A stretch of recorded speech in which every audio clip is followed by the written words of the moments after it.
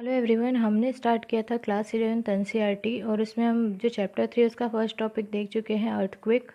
आज हम देखने वाले स्ट्रक्चर ऑफ अर्थ। और स्ट्रक्चर ऑफ अर्थ में हम देखा जाए तो मेनली 3 पार्ट होते हैं, क्रस्ट, मेंटल और कोर। सबसे पहले हम देखते हैं कि क्रस्ट क्या होता है। Crust crust outer most solid part होता है अर्थ का, और ये ब्रिटल होता है, मतलब कठोर होता है। इसकी थिकनेस जो है अलग अलग जगह के हिसाब से चेंज होती है। अगर मान लीजिए समुद्र के अंदर या ओशनिक है तो उस समय इसकी थिकनेस कम होती है। लेकिन अगर लैंड वाला एरिया आप देखें, ज़मीन वाला एरिया देखें, कॉन्टिनेंटल एरियाज देखें, तो वहाँ पर इसकी थिकनेस ज़्यादा होती है।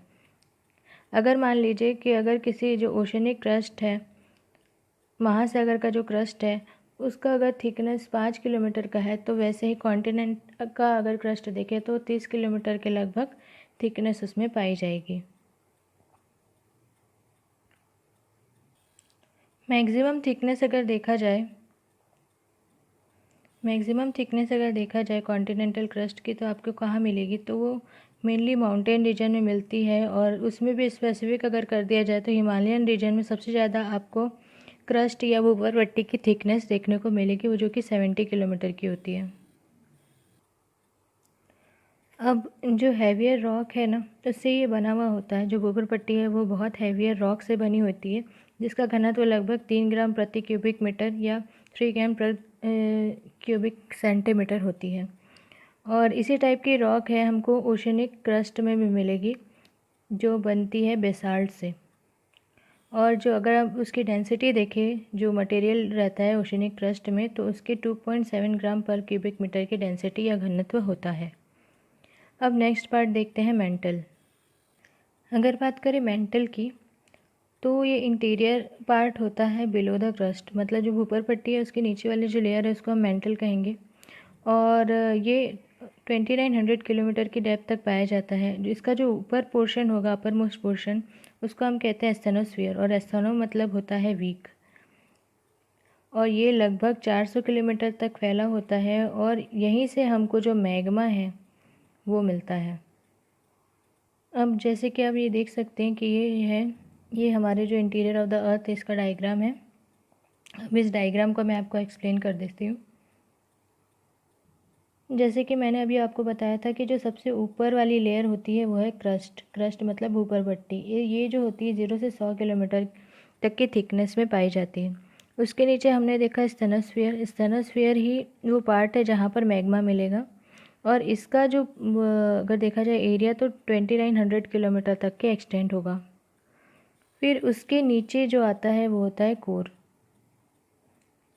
और जो बीच वाला जो पोर्शन होगा, कोर में भी कुछ पार्ट जो होगा वो लिक्विड का होगा। फर्स्ट में देखा जाए तो पहला पार्ट जैसे हमने देखा अभी लिक्विड होता है, और सेकेंड पार्ट जो होता है वो होता है सॉलिड। तो ये लगभग 5100 किलोमीटर तक स्प्रेड इसकी होती है। तो हमने पहले देखा कि 0 से लेके 100 तक क्या मिलेगा आपको, तो क्रस्ट। 2900 किलोमीटर की गहराई तक आपको मिलेगा मेंटल, और 5100 किलोमीटर तक की गहराई पे आपको क्या मिलेगा, तो ये मिलेगा आपको कोर। अब देख लेते हैं कि कोर क्या होता है।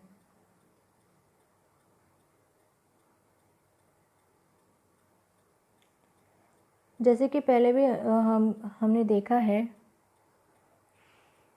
कि कोर ऑफ अर्थ हम कैसे पता कर सकते हैं। तो जैसे ही अर्थक्वेक आते हैं तो वेव्स जो है अर्थ के इंटीरियर से यहाँ की क्रस्ट तक पहुँचती है। तो कोर और मेंटल की बाउंड्री जो है अगर देखा जाए तो 2900 किलोमीटर तक की वो फैली हुई होती है। तो आउटर कोर जो होता है वो लिक्विड स्टेट होता है, जैसे मैंने आपको बताया था अभी कि लिक्विड स्टेट होता है। और इनर कोर जो होगा वो सॉलिड स्टेट का होता है। और जो मेंटल कोर होता है उसकी अगर बाउंड्री देखी जाए तो उसका जो डेंसिटी होगा 5 ग्राम प्रति क्यूबिक मीटर की होती है। और अर्थ का अगर सेंटर देखा जाए, तो सेंटर से अगर उसकी दूरी देखा जाए क्रस्ट की, तो लगभग 6300 किलोमीटर की होती है। और डेंसिटी फिर वेरी करेगी, तो 13 ग्राम पर क्यूबिक मीटर के हिसाब से डेंसिटी वेरी करती है। और हमारा जो कोर होता है अर्थ का, वो बहुत हैवी मटेरियल से बना होता है। और उसमें मेनली जो होगा वो होता है पहला निकल NI, और दूसरा होता है आयरन FE। Fe से हम उसको डिनोट करते हैं। तो निकल और आयरन ये मेन जो मटेरियल है वो कॉन्स्टिट्यूएंट होते हैं कोर में, और इसी में हम जो लेयर है इसको कहते हैं नीफे। Thank you.